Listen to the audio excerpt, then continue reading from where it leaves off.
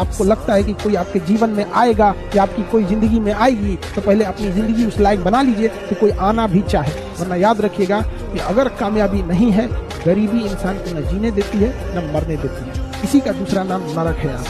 सामने वाला व्यक्ति यदि आपको समय नहीं दे रहा है, आपको महत्व नहीं दे रहा है, तो अब आप लड़ो नहीं, जाके उसे आप 5 पॉइंट मत बताओ कि मैंने तुम्हारे लिए क्या क्या किया है, मैंने तुम्हारे लिए कितने पापड़ बेले हैं, मैंने तुम्हारे लिए कितनी मेहनत की है, जब तुम्हारा फोन आता है तो मैं खाना खाता रहता हूँ, खाना छोड़ के तुमसे बात करता हूँ, सारी इंपॉर्टेंस तुमको देता हूँ। ये सब मत जताओ यार। बता के और जता के अगर कोई मिल रहा है तो वो प्यार थोड़ी है, वो तो भीख है।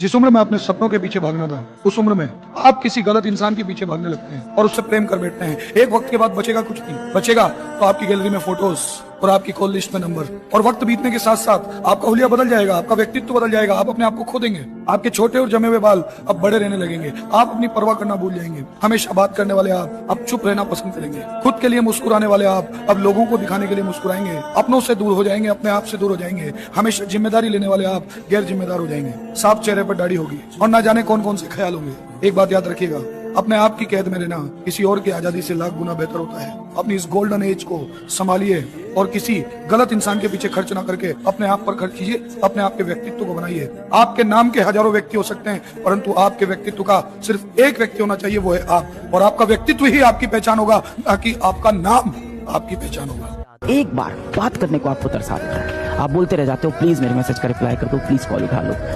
10-10 कॉल आप करते हो, ब्लॉक हो जाते हो, दूसरों के नंबर से कॉल करते हो, और फिर आपके इस इनोसेंट से दिल में चोट पहुंचती है। और जब ये चोट पहुंचती है तो एक फीलिंग आ जाती है कि दुनिया बहुत बुरी है। लाइफ में हमेशा याद रखिएगा, आपका जो टारगेट है, अगर आपने उससे ज्यादा किसी को इंपॉर्टेंस दे दिया, आपका टारगेट आपसे नाराज हो जाएगा।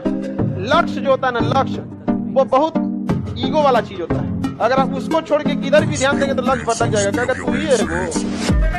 जैसे नौकरी है आपका, नौकरी आपके लिए लक्ष्य है कि नहीं? आप ओकरा सेवा कहीं और ध्यान देंगे तो गुस्सा आ जाएगा, तू ही हो लो। जो भी एक कहता है ना कि मुझे फर्क पड़ता है आपके साथ में, किसी को कोई फर्क नहीं पड़ता आप किस हाल में जी रहे हो। आपको खुद ही अपने हालात बदलने पड़ेंगे, आपको खुद ही अपने हालात बदलने पड़ेंगे।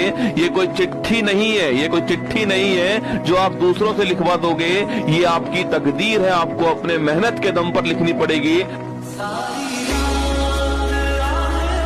और कोचिंग से गुस्से में आए, साइकिल यूं फेंकी, टेबल पे बैठ गया फिजिक्स का असाइनमेंट लेके। अब आईआईटी निकाल के दिखाऊंगा। आज अभिषेक से बात की उसने, ठुकरा के मेरा प्यार, मेरा इंतकाम देखेगी, और तब तक मोबाइल की गति बचेगी। टिंग। आज कोचिंग के बाहर तुम बहुत सैडी लग रहे थे। सैडी सैडी। दिल में गाना बजने लगा ना तुम्हारे। दिल ने ये कहा है दिल से, मोहब्बत हो गई है तुमसे। पर उसी समय दिल का दूसरा कोना याद दिलाएगा कि अभिषेक से बात कर रही थी। फिर गाना बजेगा, दिल ने ये कहा है दिल से, तेरा कट रहा है फिर से। ये जो कच्ची उम्र में अट्रैक्शन को प्रेम समझ बैठते हो और इसके पीछे अपनी जवानी का सबसे कीमती समय बर्बाद करते हो, इससे जीवन में बड़ी परेशानी आने वाली है। एक बात याद रखिएगा, मृत्यु इंसान को आती है, यादों को नहीं। मसला ये नहीं होगा कि आपके दिन बुरे हो जाएंगे, मसला ये होगा कि वो दिन जवानी के होंगे। और इतनी कम उम्र में कौन कौन से दौर देखोगे? पैसा, रिश्ते, प्यार, धोखा, ये सब दौर देख लेना चाहते हो, टूट के बिखर जाओगे। इन्हीं सब का परिणाम है कि पत्नियां प्रेमिकाएं होना चाहती है और प्रेमिकाएं पत्नियां होना चाहती है। शायद ही कोई पुरुष किसी स्त्री को पूरी तरीके से मिल पाया। एक समय के बाद सोचोगे कि सारी उम्र मोहब्बत में कट गई, लेकिन एक शख्स भी तुम्हारा ना हुआ। हो सकता है कि तुमने उस जैसा कभी नहीं देखा होगा, तुम्हें उस जैसा कभी ना मिले। लेकिन अगर आज तुमने कुछ भी नहीं किया, अगर इस समय से अपने आप को नहीं बनाया, तो दिक्कत यह है कि मिलेगा वो भी नहीं। मेरी इतनी बातों के बावजूद भी आप में से बहुत कम विद्यार्थी ऐसे होंगे जो बातों को समझ रहे होंगे या बातों को मान लेंगे। आखिरकार कौन सीखता है बातों से? जिंदगी में हर किसी को सीखने के लिए एक हादसा जरूरी है। हम आपको जीवन का तजुर्बा बता रहे हैं, इसीलिए हम शुरू में ही बोले थे बहुत दूर तक जाना पड़ता है ये जानने के लिए कि पास कौन था। इसे सब पे भरोसा नहीं कीजिए, खुद की दांत अपना जीवन काट देती है।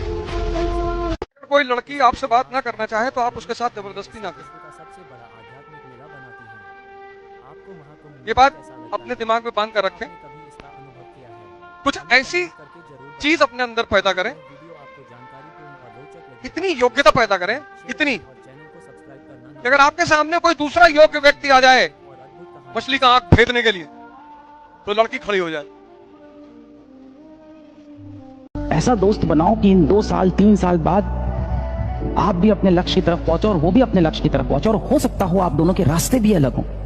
ये बिल्कुल जरूरी नहीं है कि आपका दोस्त भी IIT की तैयारी कर रहा हो, मेडिकल की तैयारी कर रहा हो, किसी सरकारी एग्जाम की तैयारी कर रहा हो। नहीं, जीवन में उसके अपने लक्ष्य हो सकते हैं। ये देखो सूरज कुमार कह रहा है कि जिंदगी के दौर में हम उस सफर पे पहुंच चुके हैं जब अपनी पसंद से नफरत हो गई।